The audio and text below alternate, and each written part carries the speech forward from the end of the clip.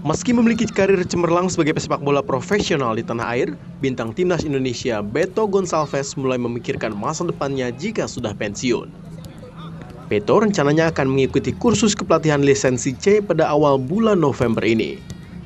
Beto Gonçalves mengakui ini sebagai bekal jika ia sudah gantung sepatu. Tak mau jauh dari dunia yang sangat dicintainya, Beto berencana akan meneruskan karirnya sebagai pelatih. Ya, karena kita harus pikir ke depan juga ya. Kita belum tahu ya masa depan. Saya nggak tahu buat sesuatu yang selain sepak bola. Makanya kesempatan ya, buat lisensi. Siapa tahu nanti kalau sudah pensiun, ada kesempatan jadi pelatih. Ya, saya sudah siap. Karena selama saya hidup ini saya cuma tahu main bola saja.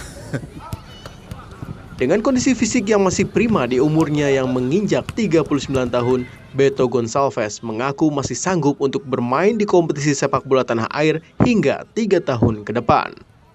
Nur Muhammad, Kompas TV, Palembang, Sumatera Selatan.